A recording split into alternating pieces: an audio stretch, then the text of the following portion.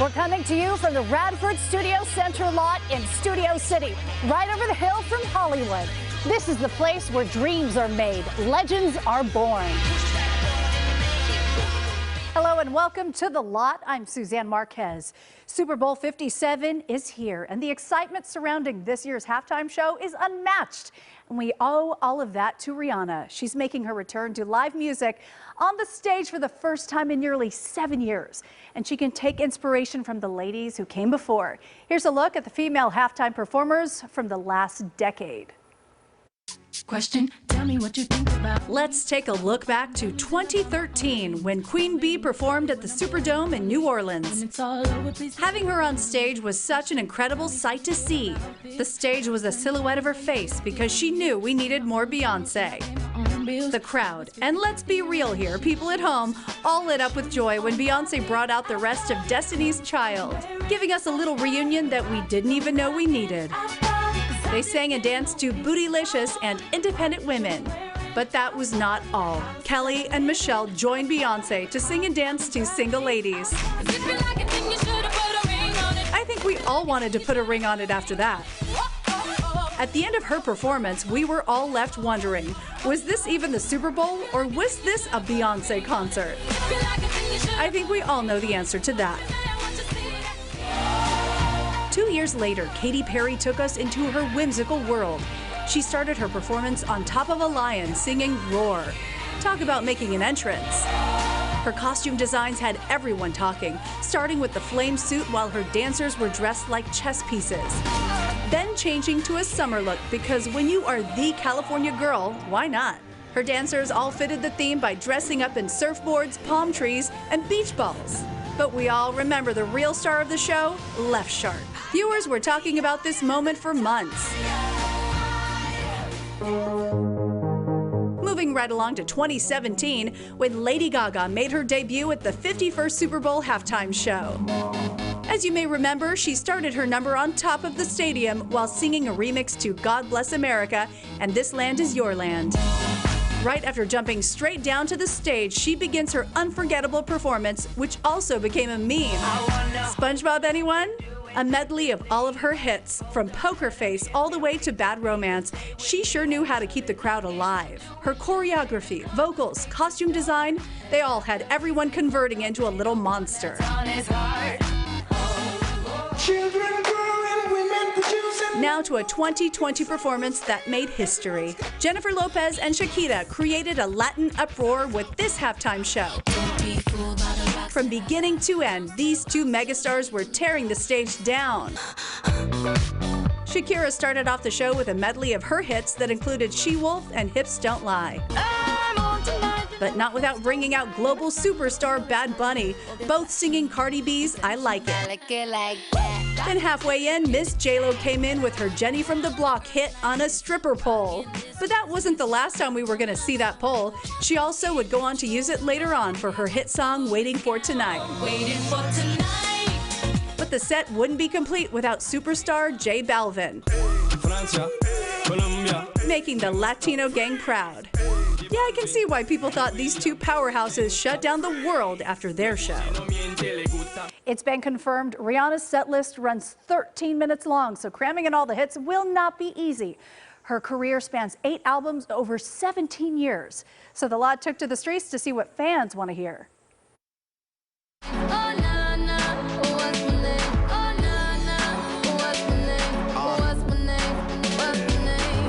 I think What's My Name? That's a good one. Cheer. Rihanna. Umbrella. That one with Jay-Z. Action. No clouds in my stone. Lift Me Up. SOS, hopefully. SOS, please someone help me. It's not healthy. I want to say Work, of course. Work. My favorite, Diamond. Diamonds for sure. You're a shooting star, I see. A vision of ecstasy. I definitely think Drake. I said Drake too. Maybe Yeah. Eminem, but I know they only had that one song together. Just gonna stand there and hear me cry. Who's the guy she's with? A$AP Rocky. Chris Brown? Chris Brown, that's a good one. That's a good one, girl. Maybe Imagine Dragon.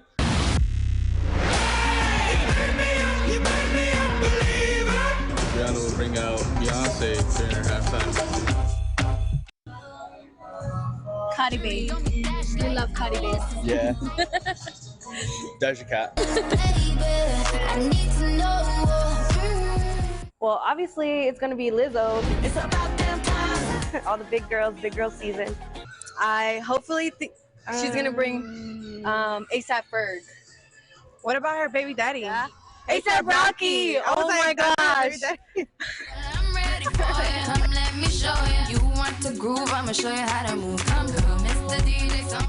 All right, we've talked halftime show. Now let's talk commercials. Some big name advertisers are paying as much as $7 million for 30 seconds. We're taking a peek at a few of those and looking back at ads from years past, because who doesn't love the commercials?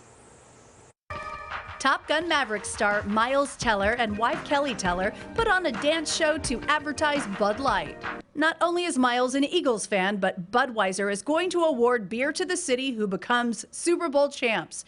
So it's obvious Miles will be rooting for his hometown. Sorry, are you still there? Yes. Okay, please hold. There was one star that outshined the couple ever so slightly. Their 6-year-old French bulldog Bugsy, of course. What a cutie. I used to be pretty clueless about shopping, among other things. But if throwbacks are your thing, we have Alicia Silverstone bringing back her clueless character, Cher. She's advertising Rakuten, which gives you cash back when you make a purchase on their site. You can get cash back on all the fashion. As if. Is that Ambular? Yep, that's Eliza Donovan reprising her role as Amber. And let's just say she's still a full-on Monet. From far away it's okay, but up close it's a big old mess. Ooh. Just kidding. Both actresses are total Bettys and looking better than ever. These girls aren't the only characters making a comeback. The Frito-Lay brand is recreating Breaking Bad with Bryan Cranston's Walter White and Jesse Pinkman, portrayed by Aaron Paul. But this time the duo is cooking up popcorners instead of you-know-what. And wait, is that Tuco? We've got 6 signature flavors, John. 7! You make 7! That's why we love the Super Bowl. It isn't just about football. We love to see how creative these commercials get. And when we come back, we're taking a look at some of the movies out this week. Welcome back. There is a major battle at the box office this weekend. Magic Mike's Last Dance versus Titanic. The latter movie is being re-released for its 25th anniversary, and I sat down with the star of the film, Kate Winslet, who gave me her thoughts on the decades-long debate. Could Jack really fit on that door? Hi, Kate. That is quite a background. I want to have that. How did you create background? It's a virtual one. I'm obsessed. It's amazing when I look at that behind you, because of course I remember everything. I remember walking down the stairs. I remember how long I had to pause for at the top when he turned to see me. I remember how many seconds I had to count as I walked down the stairs. I remember all of it. I saw that in the Nickelodeon once and I always wanted to do it.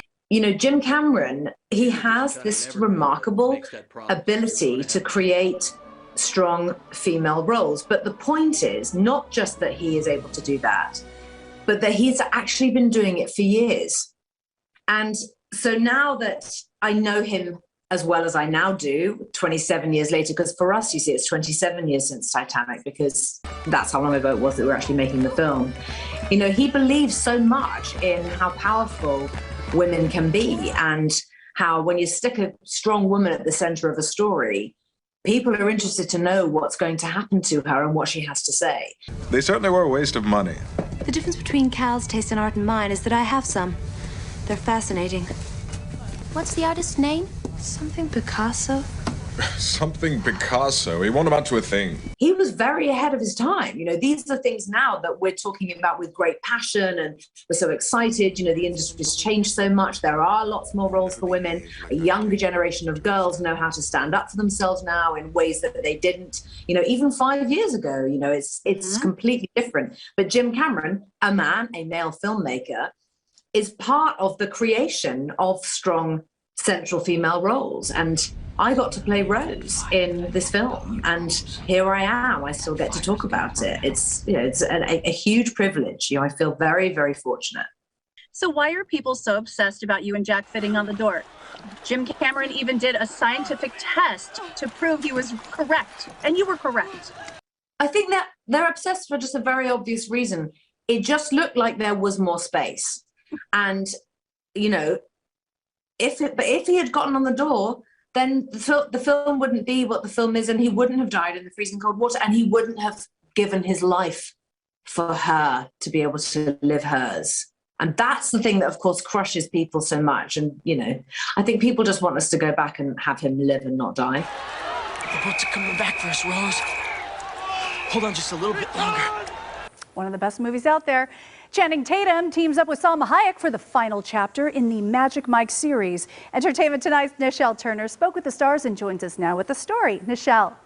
Hi, Suzanne. I flew to Miami for a really fun conversation with Channing and Salma, and they told me that their dirty dancing almost ended in disaster. I remember in one rehearsal, he nearly dropped me upside down, head hitting the floor. You can't damage the queen. The queen's crown didn't hit the ground. But it came this close, and then he reprimanded me. Oh, you did? I just said, all you gotta do is just let go of me, and then, but she went like a pencil. It's hard to remember what you're supposed to do when you're upside down. I know you said this is Magic Mike's last dance, but leaving off where it makes me feel like there's stories still to be told. At some point, he was like, oh, I'm glad this is the last one, because I don't want to have to get into this shape again. In the movie, Salma is a wealthy socialite who convinces Channing to get back on stage.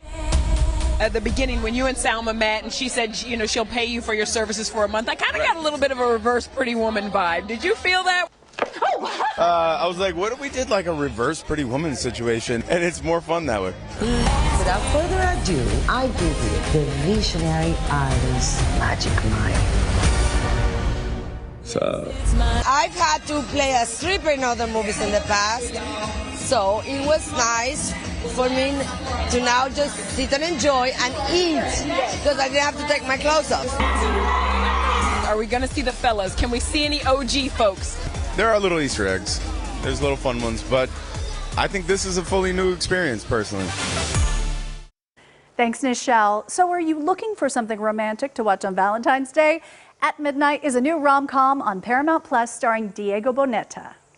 So you want me to babysit these Hollywood locos? At Midnight is a fun and charming romantic comedy following movie star Sophie and an ambitious hotel manager named Alejandro, who makes the safe choice of not falling in love, but fate has other plans. We match. Hi, Diego. Hi. Suzanne. Hi, Suzanne. Nice to meet you. You too. I loved you in Rock of Ages. Just one guitar, I love that you're coming out in a rom-com for Valentine's Day, and I know you had a hand in this movie. So tell me why you wanted to make this film. Well, this is a special one, Suzanne. You know, this is the first movie I produce under my production company, Three Amigos, and after starring and producing Luis Miguel in 2018, I really wanted to develop a rom-com. And a rom-com that was, a nod to 90s classic rom-coms like Notting Hill, that also showed Mexico in a good light.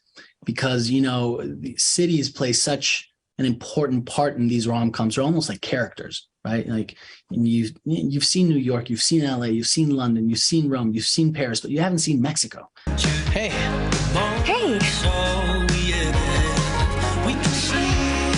You're totally falling for her. The film is a love letter to Mexico, starring Monica Barbero of Top Gun Maverick fame. Fellas, everyone here is the best there is. Who the hell are they going to get to teach us? What a fun movie this was. Did you have so much fun shooting? I mean, I wish I was you in this movie. I know. I wish I was her in this movie. We had so much fun shooting it. And it was a little bit like meta at times. Because we were like, this is so amazing. I get to shoot a movie in Mexico. And my character's processing how lucky she is to get to shoot a movie in Mexico. It was incredible. Everyone was just trying to make each other fall in love and laugh. And like, you can't get a better set vibe than that. Still in the mood for love? Somebody I Used to Know is another rom-com that just arrived on Prime Video. The movie is from husband and wife filmmakers Alison, Brie, and Dave Franco. You know, I'm just visiting my old haunts on the off chance I might run into an ex from 10 years ago. Oh, yeah?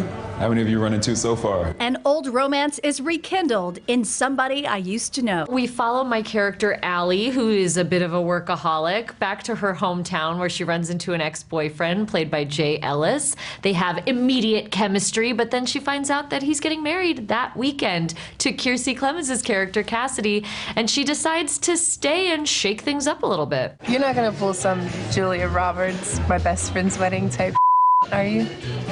What? No.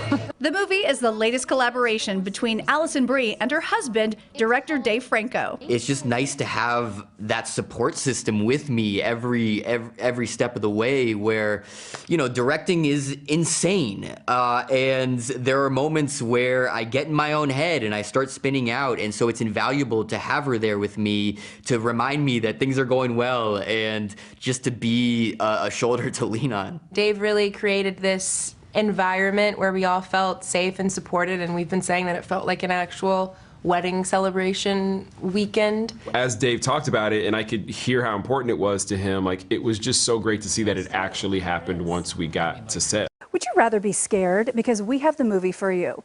Dave Bautista, Jonathan Groff, and Rupert Grint star in Knock at the Cabin, an apocalyptic horror film written and directed by M. Night Shyamalan. They're breaking in! Knock at the Cabin is about a different kind of home invasion. Your family must choose to willingly sacrifice one of the three of you to prevent the apocalypse. Dave Bautista leads the group, asking the family to make an awful decision. It's about sacrifice. It's about loving your neighbor. This is about, you know, taking having a different look, having an open mind of what love looks like, what family looks like. We're not choosing anyone. We're not sacrificing anyone. Not now, not ever. Even if it means the death of everyone else in the world. Yes. Even if I believe the world was at stake, which I don't, that's what it means. Jonathan Groff and Ben Aldridge were drawn in by the script and the chance to work with writer-director M. Night Shyamalan. I was like, how is he gonna make this film? These stakes are so high, these scenes are so intense, it's so relentless. The characters are so specifically drawn, and they're kind of opposites in a way, but still very much love each other. So there was great specificity in what we got to play. Time's running out on the world. This whole movie really entwines two of my kind of biggest fears, that of kind of home invasion and the impending doom of the apocalypse. I love films that you can walk away from and have a conversation about. And I think there's so many different conversations to be had about this film because there's so much going on. There's so many layers of emotion. Will you make a choice? When the actors came, and they were all so lovely, all 7 of them, and the way they gave to each other, I was truly moved from their performances and how much they were giving off camera to each other. They were just like giving it at a 10 all the time. They were so inspired by each other. I had a tough time. I choked up a bunch and had to like stop for a second and go for a walk. When we come back, the TikToks of the week. Welcome back. Here's what's trending on TikTok. Do not make fan cams of school staff such as this.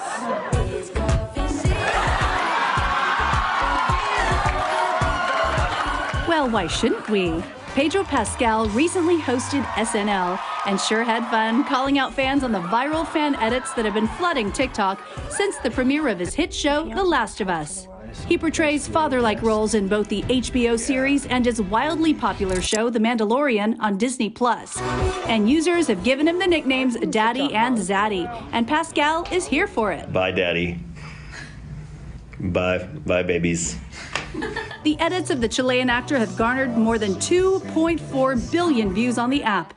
When told in a sit-down interview with co-star Bella Ramsey that the term zaddy means an attractive older man, Pedro was not impressed. That's not zaddy. You know what? I'll take it. I'm not offended. I'm already older daddy. I've been a daddy for a couple of years. And I'm already older daddy. Yeah. I don't even have any kids.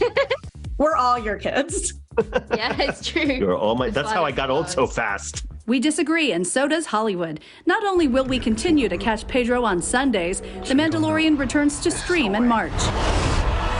This is a day in the life of a gothic baby. We love a good day in the life TikToks, but Gothic Baby's days are far more entertaining.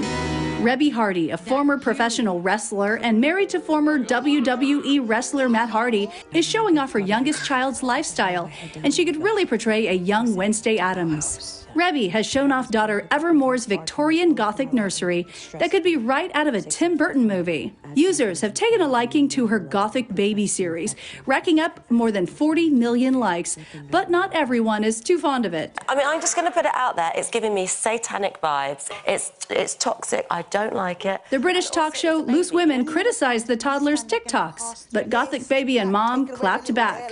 I wake up to find a television talk show in the UK has been speaking ill of Gothic Baby. To this I say, move over, Camilla. There's a new queen now. It's me. The stress of the news leaves me shaken, so I turn to my Zen garden for peace. Nobody's putting Gothic Baby in a corner. At the Grammys, I got the chance to interview musical artists, producers, songwriters, but it was more than just the biggest names in music that were in attendance. Let's take a look. Everybody in this newsroom loves you. I mean, they're obsessed. It's a bit much. It is. We're huge fans. You might remember Leo Gonzalez from his visit to our studios or on your TikTok feed imitating anchors and reporters. Check this out. Leo has more than 2.7 million followers on TikTok and more than 500,000 on Instagram. His funny videos have even caught the attention of celebrities like Will Smith and George Lopez. Is there anybody who makes you speechless? Let's be honest. So I was at the Bad Bunny rehearsal the other, that one, that Bad Bunny. I was at his rehearsal the other night and I'm like, he was like 6 feet away from me. So I'm trying to see him again. I want to see Adele. I know I'm asking for like the biggest. I'm like, I just saw David Crowder. He's a Christian artist. I'm good with that.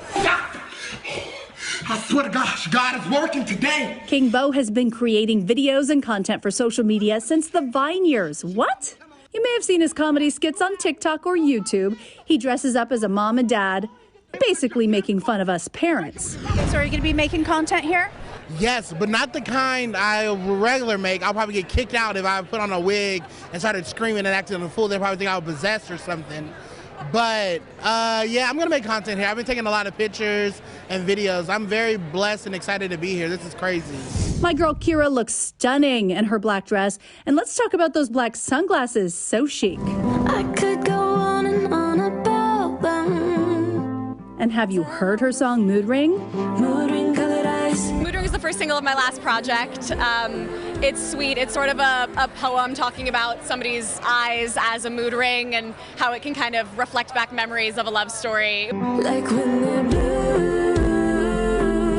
Emma Brooks is a model and influencer with more than 4 million followers on TikTok and more than 1 million on Instagram. Look at her work that red Yves Saint Laurent dress. Get it, girl. She may be familiar with runways and red carpets, but this one had a different meaning for her. I think it's just been really surreal just to be able to be a part of the culture and just admire all the musicians, because I personally can't sing, but I love music and it's such a huge part of our life. So just being able to be here is such an honor. Red totally ruled the red carpet. Dylan Mulvaney also knows how to work the hue. She is a trans actress / comedian / content creator. Some of her videos have reached more than 1 billion views across Instagram and TikTok. Through social media, she shared her transition journey and tells us how she feels about people knowing the new her. I'm just so grateful that the universe helped me find my true self before introducing me to everyone like this, and now everyone gets to meet me as a woman, and that feels really amazing. That's a wrap for this episode. Thanks for watching. I'm Suzanne Marquez. See you again next week on The Lot.